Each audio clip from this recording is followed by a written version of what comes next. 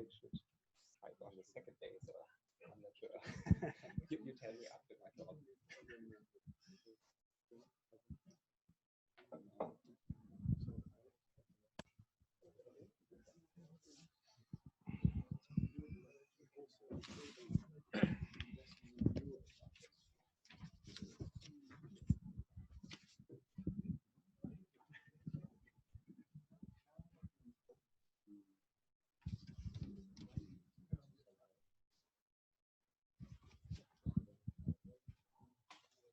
It's all kind of coming up a bit now.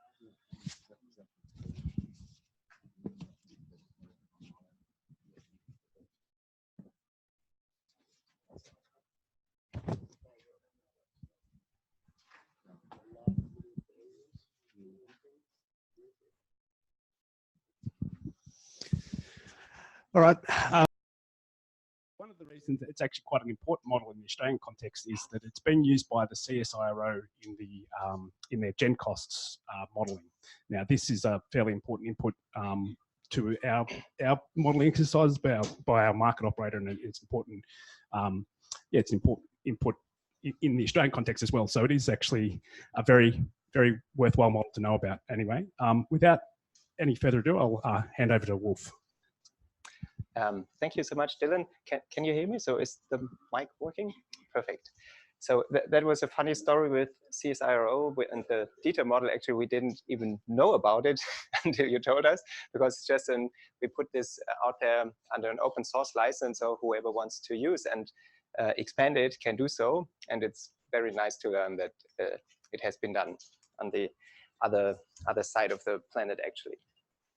So thank you very much for having me here. It's really a great pleasure to be back here at the Climate College and having you here. Thank you.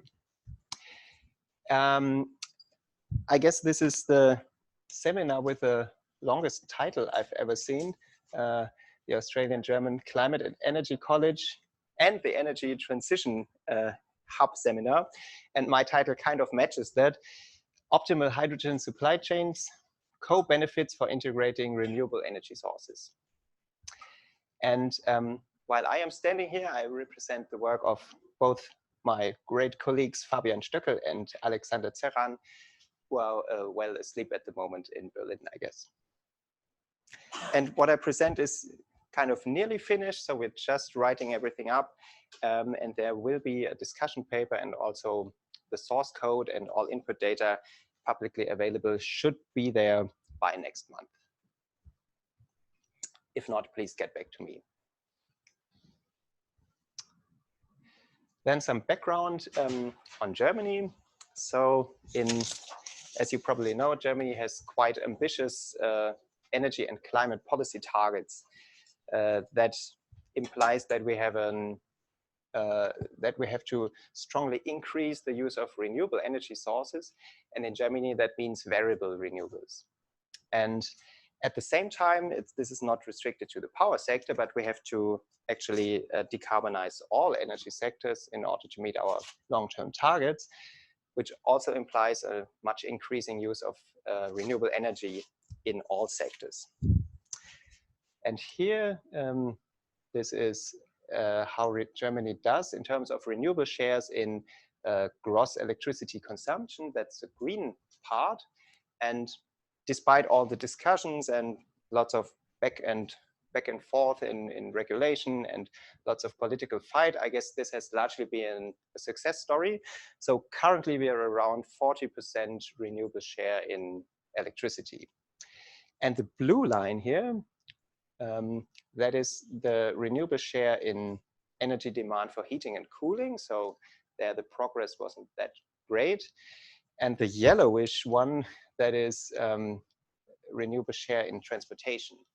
And virtually nothing happened for the last decade or so. So you see there is a lot of work to be done. So here sector coupling comes into the picture. I'm still not perfectly sure if that term is used in Australia. So you could also say electrification. So what we mean is use renewable electricity to decarbonize other sectors, and at the same time it could be a beneficial strategy to also provide flexibility to the power sector to integrate renewables. That is something that is very interesting, but it seems to be, let's say, underrepresented in several models because it's obviously complex. And this is actually something we want to illustrate here with this work. So for example, you could produce hydrogen with renewable electricity. So that makes it green hydrogen. And I'll only talk about green hydrogen today, no gray or brown or purple hydrogen, only green hydrogen. And then use the hydrogen, for example, for mobility. And that's exactly the focus of our research here. So what we do is we analyze domestic, that is German hydrogen production and distribution, and using it then for mobility, for fuel cell electric vehicles. So our research question is, let's determine the least cost hydrogen supply chains, considering all the differences in energy efficiency, investment costs, storage capabilities, and so on, while at the same time explicitly considering the electricity system repercussions and find the overall integrated optimized system. So clearly this calls for the application of a numerical model. So we take our open source model and expand it and apply it to to the future German power system or scenarios of the power sector with high shares of renewables. And we then look at hydrogen technology mix, supply costs, and on the electricity side on the effects on the optimal capacity mix and the dispatch of capacity and actually LCOE, so costs. So has this been done before? To our knowledge, not really. So there are many studies on hydrogen and different hydrogen technologies, but most of them do not really take the power sector repercussions into account. And the other point is, I'm not aware of many open source, open data analyses in this topic. So let's start with the model. And as Dylan already nicely introduced, the model has the really beautiful old school German name Dieter. And it's a GAMS model. It comes with an open MIT license, and you can just download it from the website. This is how the website looks. Actually, they redesigned it. It looks a bit different now, but you can still see the two faces here of me and my great colleague, Alexander Zerran. The two of us largely developed the model. And we also have a GitHub account, but I must say this is so far largely used as a repository, not so much as a working a GitHub account, but we're getting there, I guess. So the model, in general, it's just a kind of standard system cost minimization approach. So we minimize the costs of both investments and power dispatch in an hourly resolution of all subsequent hours of the whole year. And we have lots of thermal and renewable technologies in there, as well as different types of electricity storage. And we also have additional features that got into the model, often related to single papers or activities we did with the model. For example, demand side management, balancing reserves, residential heating stuff, electric vehicles, but we don't use these in the analysis because it would get too complicated. Talking about complexity, so it was designed to be a really lean and tractable model. So by design, we wanted to have something that is really useful and can be applied quickly and run numerous sensitivities. That's where we started, but I have to say, while the features increased, we lost a bit of this nice lean approach, and it grew and grew, and so today it's gotten bigger and more complex than we probably perceived in the beginning. But it's still a linear program, a deterministic one with perfect foresight. So what's new in this context is a hydrogen module to the model. And first, we include 2 electrolysis technologies and then 4 channels or supply chains for generating hydrogen and then distributing it to fuel stations. And this includes a decentral electrolysis at the fuel station and 3 centralized options, where you have a central electrolyzer and then transport the hydrogen either in a gaseous form or as liquefied hydrogen, that's LH2, or as LOHC, that's a liquid organic hydrogen carrier. May I ask, has anyone heard about that before in the room? Oh yes, several people have. I've never met an audience with that many nods. So Malte said, don't be shy of putting formula in here. So here's the structural formula of a toluol. That is actually a substance. It's liquid under these atmospheric conditions, and it's actually not too hazardous, and it doesn't burn, and it's widely used as a, oh no, I'm caught. What is a Wärmeträgeröl in English? I'm not sure. So it's a substance that's there, and so people have found out that you can actually use it to carry hydrogen. So first you have a catalytic reaction that is actually exothermal, and you put some hydrogen onto this molecule, and then with another catalytic reduction that is endothermic, so you have to put energy in, then you can release the hydrogen again. And sorry? Can you define LOHC? What's the molecule name? That's a toluol. It's actually a dibenzyl toluol. In English, that's dibenzyl toluol, I guess. But my chemistry is back in that's 10 years back at the university, so I'm not sure about the English name. But so the main idea is just to use this as a carrier for hydrogen, which has then obvious benefits. You have a liquid that you can easily transport, and it's not dangerous, and so that appears to be quite charming, at least on the first few, and maybe also on the second one, as we'll see. And this is the reason why we include this is that this research is part of a large-scale project. Oh, I forgot that in the beginning, funded by or supported by the German Ministry for Education and Research, and it has the ambitious title to be a Copernicus project on power to X. So this should be really outstanding research that helps to promote the energy transition, and part of this is actually research on this particular technology, which could be an enabler for hydrogen distribution. What we do not include now, but have in a follow-up work already planned, is then the reconversion to electricity. But in this work, we just use the hydrogen for transportation, just for clarity.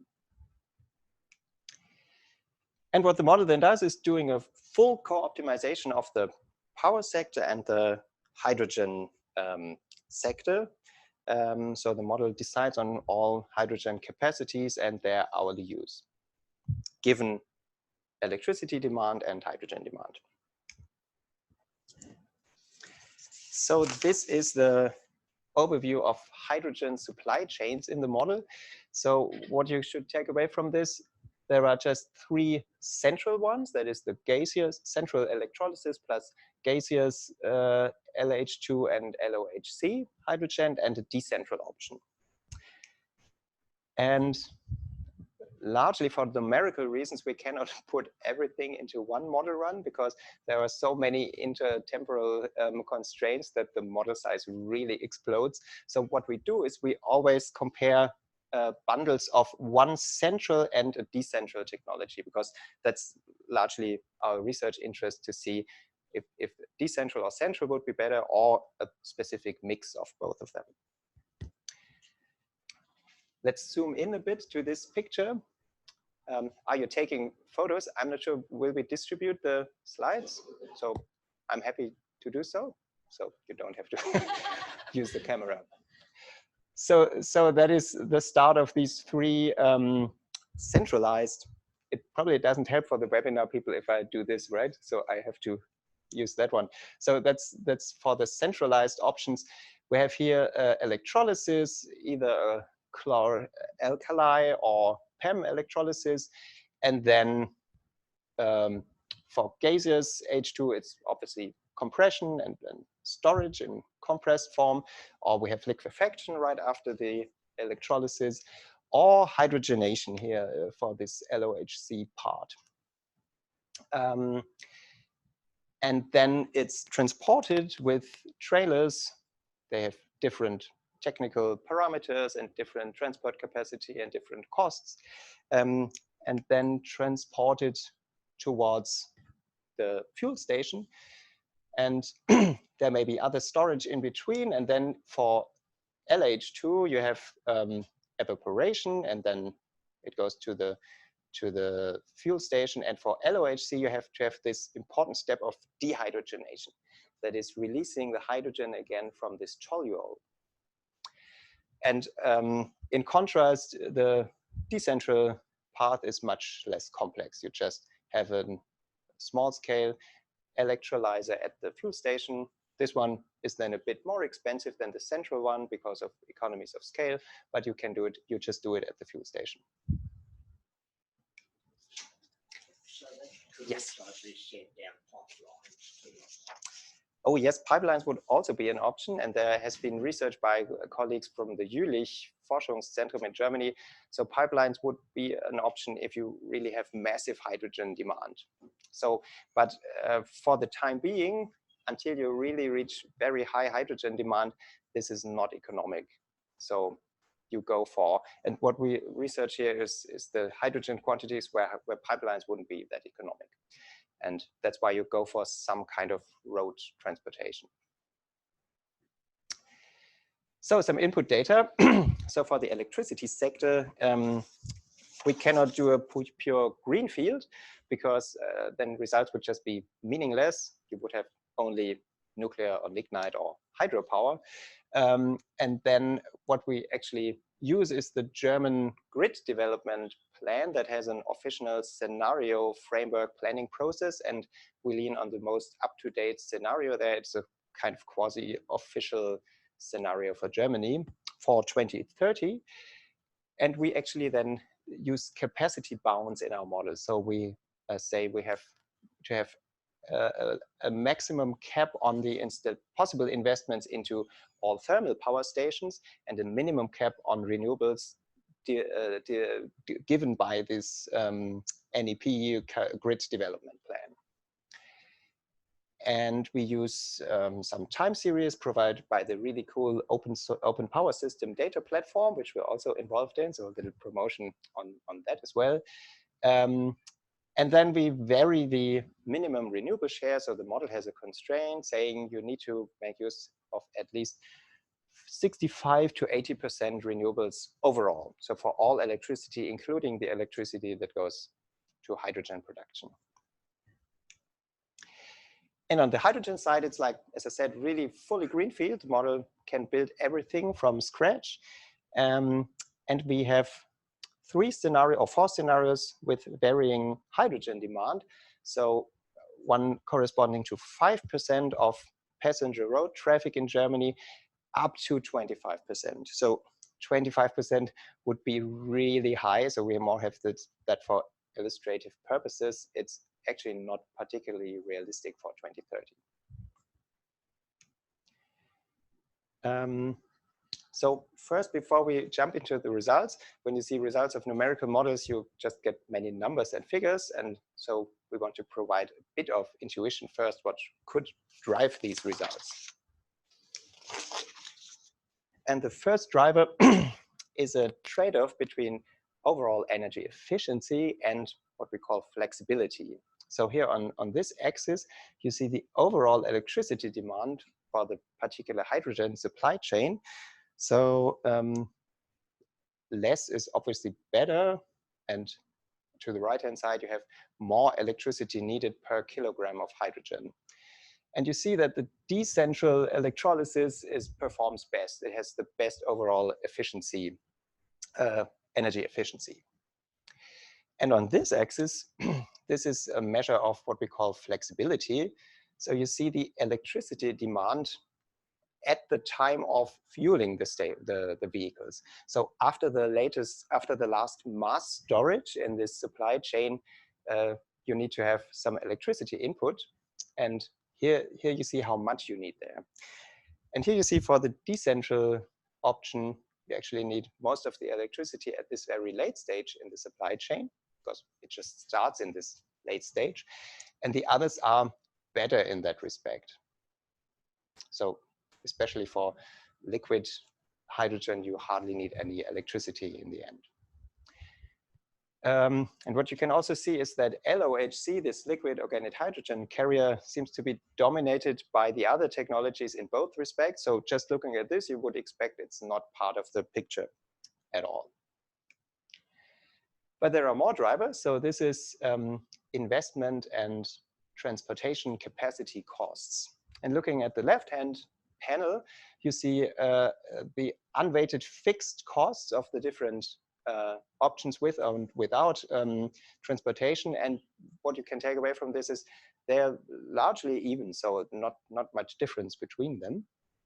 And this is then specific transportation capacity cost on the right-hand side. And there is a substantial difference between gaseous H2 and the other two, just because a gaseous H2 trailer has a relatively low effective hydrogen transport capacity and is thus relatively expensive in specific terms. Oh, that didn't work. Did I mess something up? Sorry.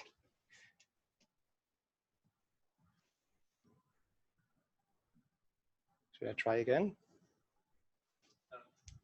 Yeah, thank you, Martin. And another driver, here you see storage costs, again, specific costs, euro per kilogram actually. And this is then the cost of the high pressure storage at the filling station. So that's very high and actually not economic to be built in large quantities at all, or not even possible. And this is for the kind of mass storage of the three centralized options. And you see that gaseous hydrogen storage is much more expensive than liquid or LOHC storage. And I should also say that liquid hydrogen storage suffers from boil-offs, and depending on the source and how large your storage facility is, you have substantial boil-off up to about 20% per week. So that constrains the longer-term storage options. So what can we learn from these drivers? Actually, not so much. So the intuition is not so clear which option would perform best. And that is why we need a numerical model analysis or an optimization. And lucky us, we have done just that. So let me show you the results. So this nice 12-panel chart is meant to overwhelm you, but let me walk you through what we see here. So how to read this? You have these bars. They show you the optimal shares of different supply options. So the light gray is the decentral electrolysis at the fuel station. White is liquid hydrogen. Dark gray is LOHC. And what doesn't appear, hardly appears at all, is the black one. That's the gaseous H2. And you find all the kind of optimal outcomes here for the different model runs we did. So it's always a combination decentral plus gaseous, decentral plus liquid hydrogen, and decentral plus LOHC. And we then do this for a renewable share of 65%. This is this column. For 70%, 75, and 80. So renewable share increases from left to right. And the hydrogen demand, so the overall volume of hydrogen generated, increases from top to bottom. So 5% of overall transport demand up to 25%. And what you also see is what we calculate as hydrogen system generation costs. That's actually the dots, and the line with the dots, and that's on the right-hand side axis. So that's in the order of around 5-6 euro per kilogram. And lower is always better. So you find the lowest one and find the optimal solution. So for example, here, LOHC is the lowest cost solution. And in general, what we see is for higher renewable shares that is moving to the right, the model tends to favor LOHC. And for higher demand, it's either liquid hydrogen or LOHC. But we'll walk through it now. So if we start with 65% renewables, so from today's perspective, high share, but here in this future scenario, fairly low share of renewables and a low hydrogen demand, we actually find that decentral electrolysis at the fuel station is the most economic. So in such a setting, there's not much need for electricity system flexibility. And so this overall energy efficiency benefits, they dominate of this decentral solution. But if we move to higher shares of renewables, we see that the model is much more flexibility constrained. In particular, we have a higher renewable surplus generation. And that is then when the storage capabilities of the hydrogen options get more important. And that is why you see LH2 and LOHC as being much more beneficial. And if you move to higher hydrogen demands, then it's either LOHC or liquid hydrogen. Again, liquid hydrogen has the problem of boil off, which kind of impedes longer term storage. And that's why it's not the optimum in scenarios with really high shares of renewables, meaning large surplus generation. And we hardly see any gaseous hydrogen, and that's just because the storage and transportation costs turn out to be just prohibitive in this parameter setting. That was the hydrogen results, and now let's move to the electricity system results. And what you can take away from this graph in the beginning is that we can also do colors. So this is more colorful than what you've seen before. And what it shows you is actually the corners of this earlier 12-panel graph. So here is 65% renewables and low demand or high demand for hydrogen. And this are the 80% renewable scenarios. And what you see is the generation capacity changes compared to the baseline without any hydrogen. So what the model does is it expands the capacity largely of PV, that's the yellow one, and onshore wind power. And in the 80% scenario, we also see a bit less electrical storage, but the effect is not that large. But there you see a kind of flexibility benefit. And what is also interesting is you need less capacity here on the right-hand side than on the left-hand side, although you have the same quantities of hydrogen.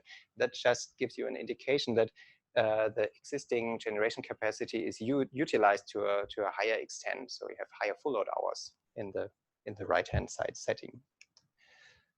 This is then the corresponding results for actual electricity generation. That is the dispatch of the overall capacities, and how these change again compared to the baseline without any hydrogen. And what you can see here is actually that at least in the scenarios with LH2 and LOHC, that the storage capabilities of these options allow for integrating wind power. So you see a lot of wind here. That is largely wind that has previously been curtailed, that can now be used in the overall system because these two options bring in this flexibility. And this is the corresponding view on renewable curtailment and how it changes between scenarios with and without hydrogen. And there you see the point that in the scenario with 65% renewable share, so fairly low share, there is not much of an effect on renewable curtailment, and there is not that much renewable curtailment actually in the baseline, but there is substantial decrease of renewable curtailment in the 80% scenarios, especially in the case with high hydrogen demand. So LOHC, and to a slightly lower extent also LH2, liquid hydrogen, that really allows then integrating or making use of electricity that would otherwise be curtailed or not used. And this is then just for exemplary cases, the effect on the system LCOE, so the levelized cost of electricity. And we calculate these such that we take the overall system costs and take them minus the hydrogen fixed infrastructure costs. So we assume that the hydrogen infrastructure is just built for hydrogen in this calculation, for supplying hydrogen and not for the providing flexibility to the electricity sector. And then we divide this by the overall electricity generated. And then if we compare this then to the baseline without hydrogen, we can see this kind of co-benefit for the power sector, or as we say, for integrating renewables. And you see there's not much happening in the 65% renewable scenario, but there is a substantial benefit, like nearly 10% of LCOE reduction by this hydrogen-related flexibility. So that's the renewable integration co-benefit of hydrogen. But it only works if you have the proper technology, that is one that comes with nice and cheap hydrogen storage. It doesn't work, that's also the 80% scenario, it doesn't work if you have this more inflexible decentral electrolysis. So that's the most important point here. And now this is a kind of a world premiere, and you're the first to actually see this. You could ask, why is this guy talking about hydrogen electric vehicles? So aren't battery electric vehicles much more promising? And I'm talking about hydrogen because this comes of a hydrogen research project, but I was also keen on comparing it to battery electric vehicles. So this is just the first shot. So we switched on the battery electric vehicle module in DETA and put in a comparable number of vehicles. And what we then see is, yes, battery electric vehicles would also have a renewable integration co-benefit. So in this case here, when vehicles are fully flexibly charged or optimally charged, given the periods they are available, we also find a quite substantial benefit on or decrease of LCOE, of levelized cost of electricity. Even more so if the vehicles would be capable of also charging feeding back electricity to the grid. That is the vehicle-to-grid concept. There are some barriers to that, but if that would be possible, we would see nearly the same system benefits as we would see in the hydrogen scenarios. While at the same time, this system would need much less electricity overall, because electric vehicles are more energy efficient, which leads to lower necessary deployment of renewable and also lower overall costs. So that's kind of a bit of a twist in the end of the talk while I was talking about hydrogen, now putting up this comparison. But I think it's important to keep in mind in the whole hydrogen power to X, as we call it, discussion, that there are, at least sometimes, there are probably better alternatives with direct electrification. But this is certainly not something you will see in the paper. We will explore that in more detail in future work. So let me sum up. So we have identified and illustrated this trade-off between energy efficiency and flexibility, temporal flexibility for different hydrogen options, and determined that there tends to be, that there is a tendency that although they are less energy efficient, that the centralized electrolysis plus LOHC or liquid hydrogen is beneficial in high renewable scenarios because of their very storage capability.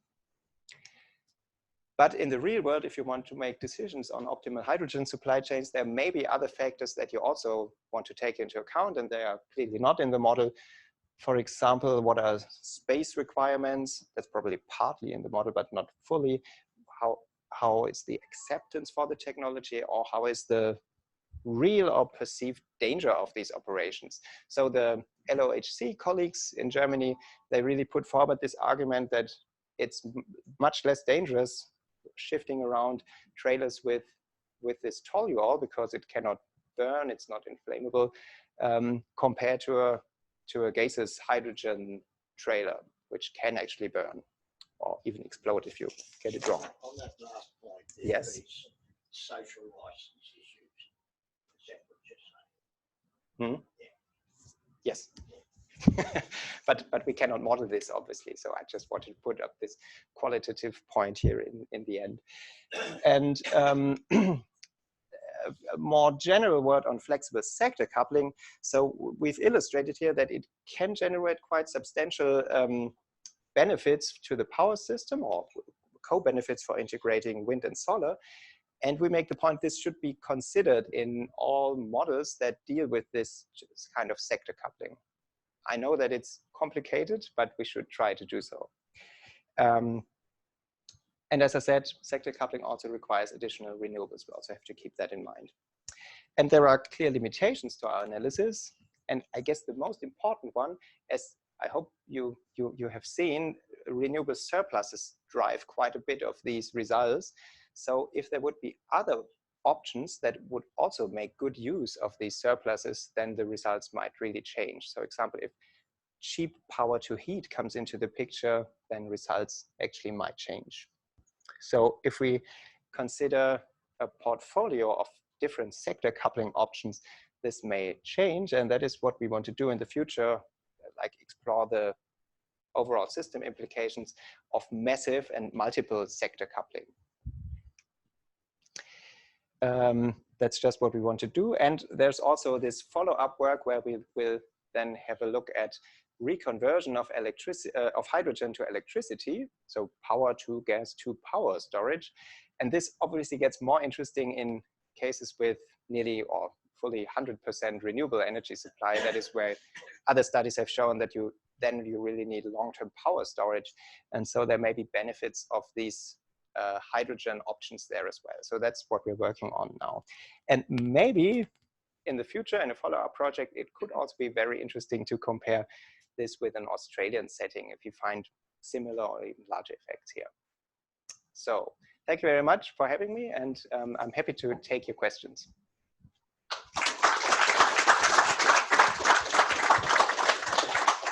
Yeah, great. Thanks for that, Wolf.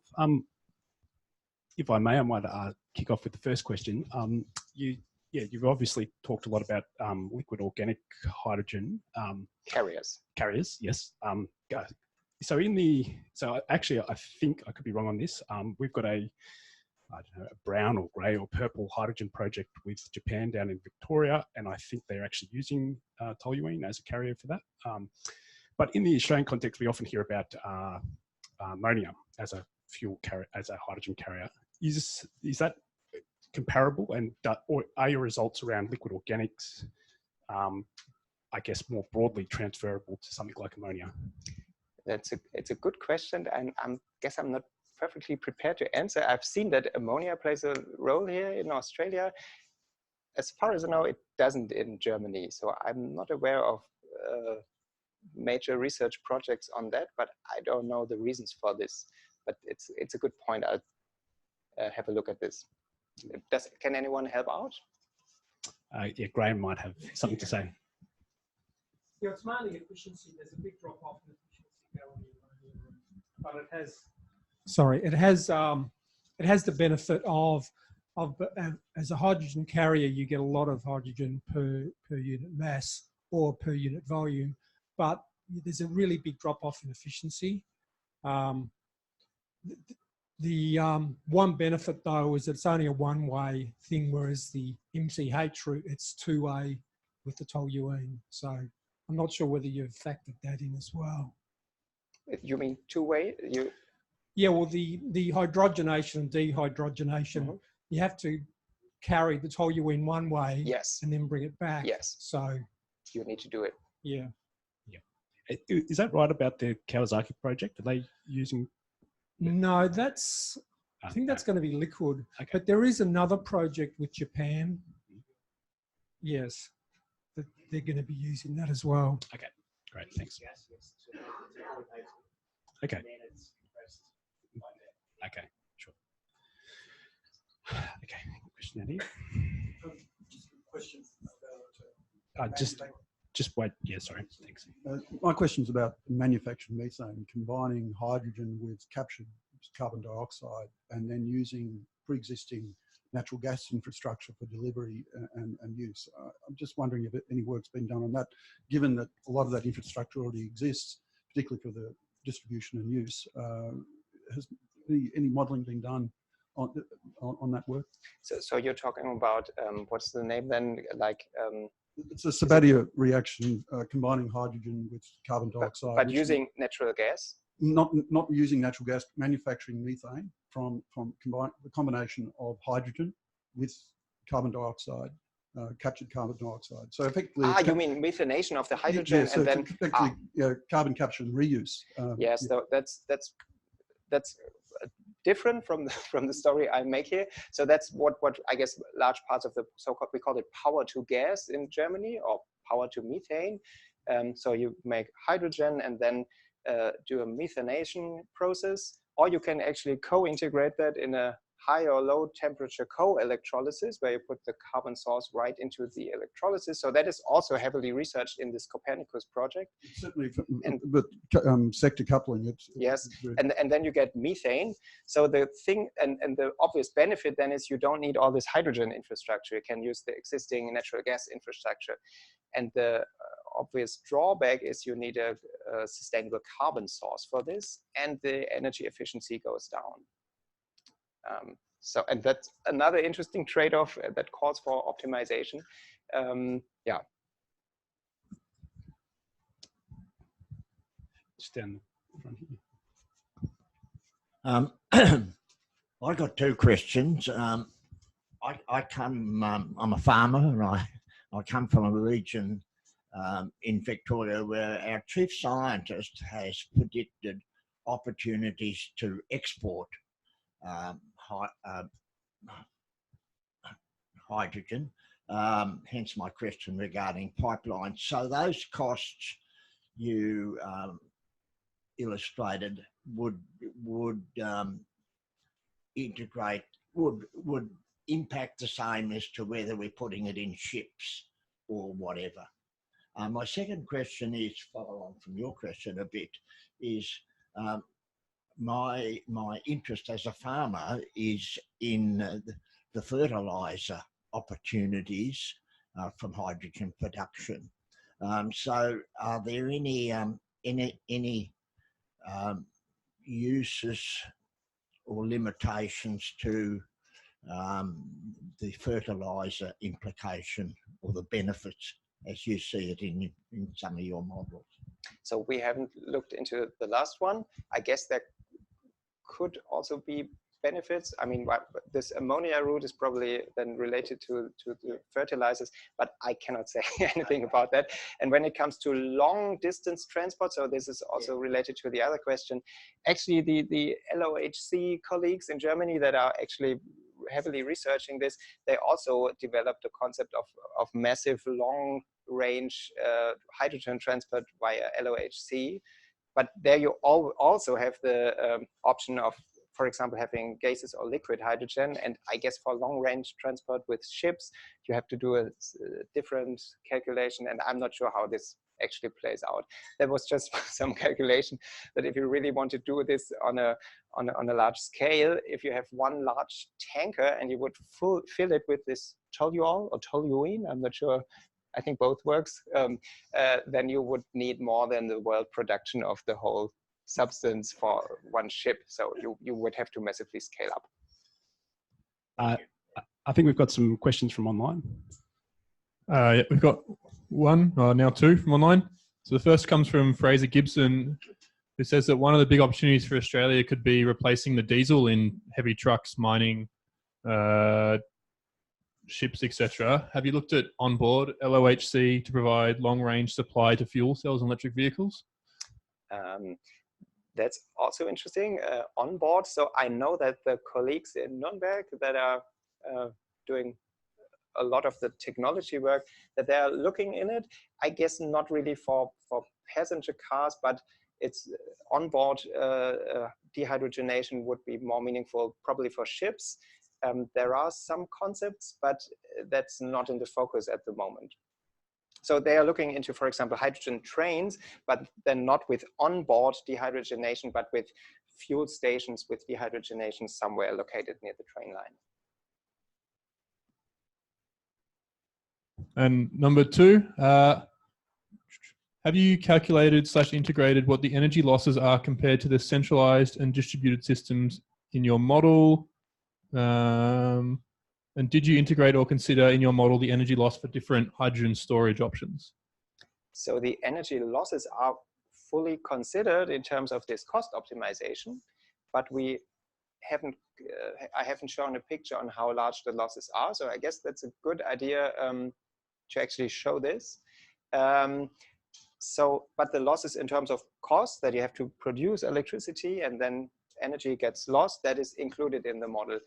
Then again, when you have renewable curtailment, losses don't matter that much if the energy otherwise would have been used anyway. So, and that then the question comes up again, wouldn't there be some other use of electricity, for example, for heating? Roger, do you have a question? Thanks very much. Roger Dargaville from Monash. Thanks, Paul Peter. 2 questions. The first one's kind of a picky question. You've chosen renewable energy percentages as your targets. Why not carbon emission reductions, given that carbon emission reduction is what we're really after? And do you think it would make a difference if you did use an emission target rather than a percentage renewables? And the other one is, it's related to some of the other questions. Presumably there's a hydrogen industry in Germany already. Hydrogen's an important industrial feedstock for various processes. Have you looked at incorporating, replacing the brown hydrogen that's currently used in industry with the green hydrogen that you would also be using for transport to get a triple bottom line benefit of improving transport and the electricity sector as well as the industrial emissions? Okay, thank you, Roger. So for the second question, yes, there are projects going on. It's not, we are not involved, but there are projects going on of supplying green hydrogen to all these industrial processes that currently need, I mean, it's not a huge industry, but there is hydrogen demand in industry. But there you really have the on-site electrolysis is much more economic than producing it somewhere else and shipping hydrogen to the site. So they really go for on-site electrolysis there. And the first question, sorry, the first one was. So you've got percentage renewables. So yeah, that's a question coming from a modeling colleague. I appreciate that. So yes, we also do have the option of modeling carbon constraints in the model, but we went here for renewable targets.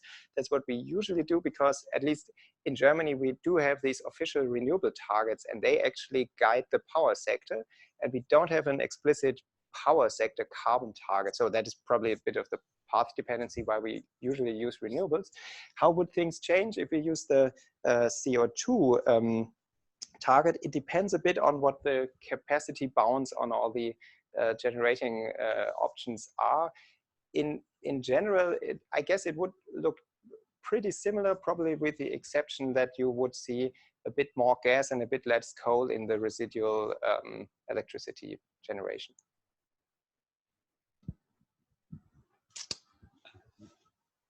Question for Michael.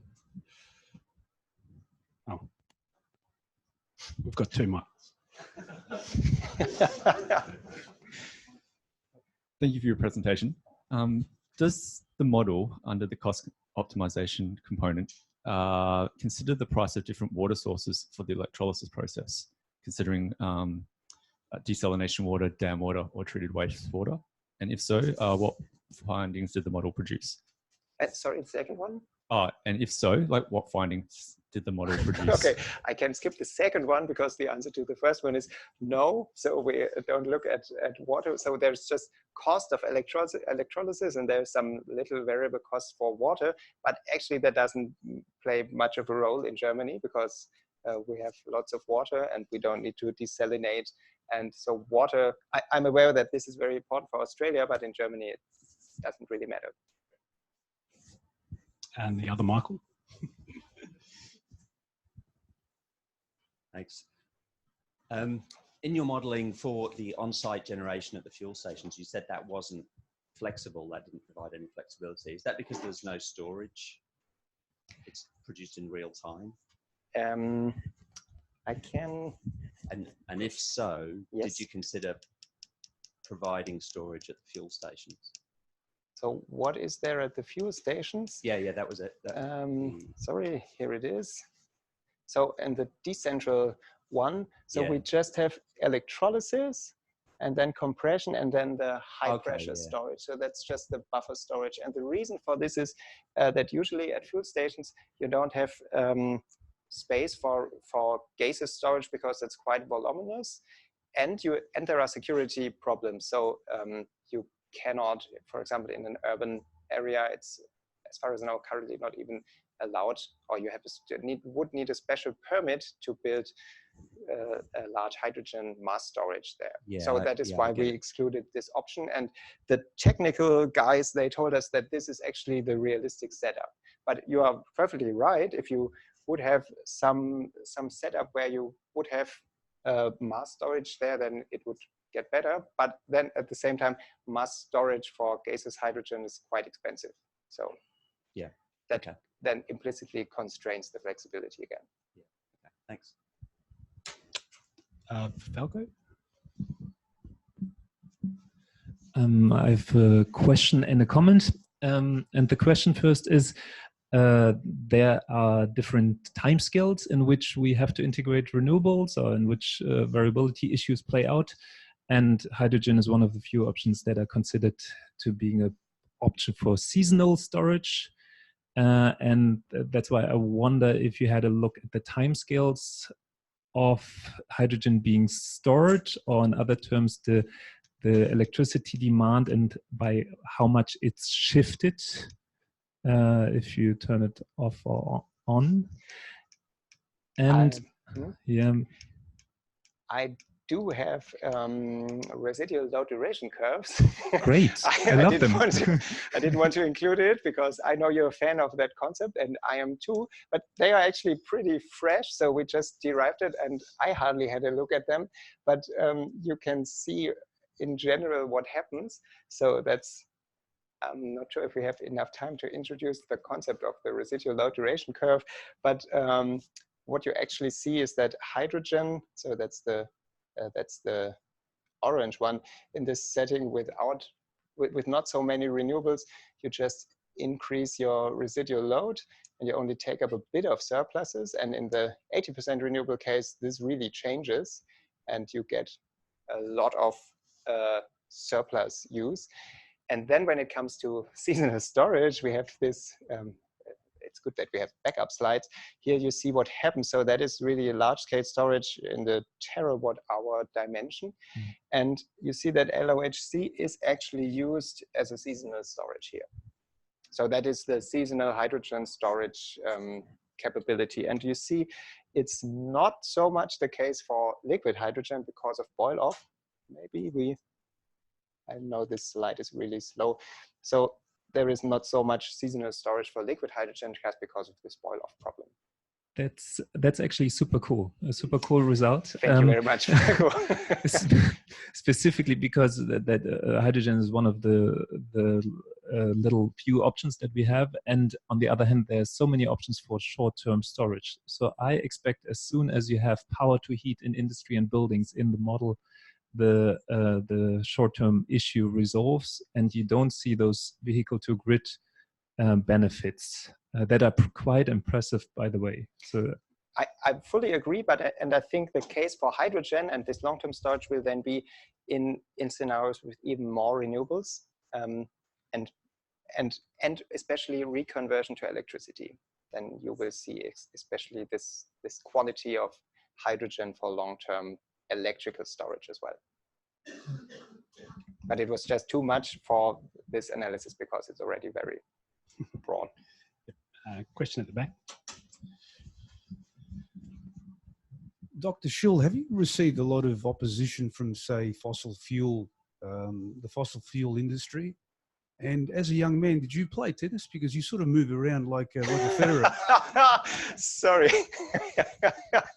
I used to play tennis when I was a teenager, but it's a long time ago. Sorry for, maybe that's the jet lag that keeps me moving. I'm sorry.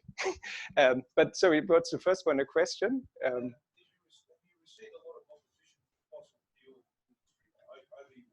Well, we're researchers, so actually I don't get that much opposition. I guess the fossil fuel industry doesn't care particularly about me.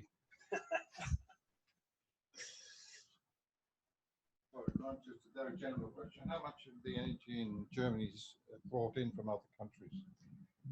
Oh, of the primary energy, it's a lot. I don't have the exact number, but we're importing virtually all of our mineral oil and most of our natural gas, which makes up the largest part of our primary energy consumption. So we are heavy primary energy importers. One more question down here. I think that might be the last question. In the modelling, do you have a price per kilogram for like green hydrogen at the moment and also moving forward to say 2030 and how that's going to work out? Because you guys are going to be building like a lot of fueling stations over the next 10 years or so compared to Australia. So the price, it's a bit difficult with prices in such a model. So what we can actually generate is this system cost of generating or supplying hydrogen at fuel station. And this was in this nice 12-panel graph.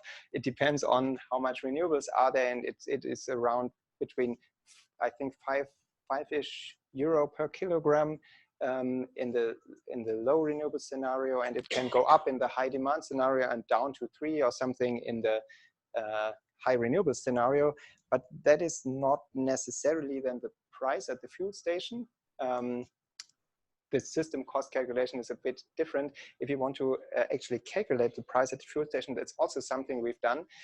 Then you would have to take into account like a proper attribution of the hydrogen infrastructure costs to the kilogram hydrogen plus some electricity price. And in the models, so the modelers are now making fun of me, in this kind of system cost minimization model, you don't have an explicit electricity price, you have a shadow price of the energy balance constraint. You can interpret this as a price, but not. But there is, it's not straightforward to do so, and you would have to abstract from all the things that actually make energy prices in the real world interesting, like taxes and grid fees and so on. So it's actually my colleague has done it, but I don't want to show the slide. What hydrogen could cost at the fuel station, and then it's like 8 to 9 euros or so per kilogram. Okay, thanks. All right, thanks. I think that might be it. So just all of these slides and the recording will be available on our website if you want to see them. Yeah. Okay.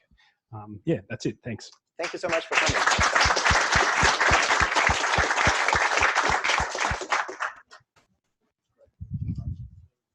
Thank you.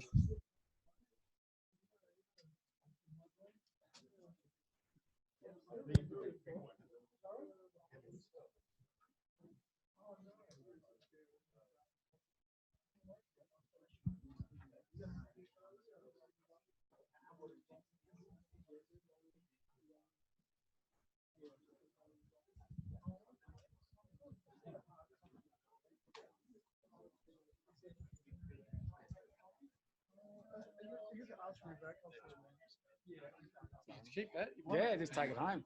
It's all mine. Do you want the microphone back? Thanks for that. Cheers.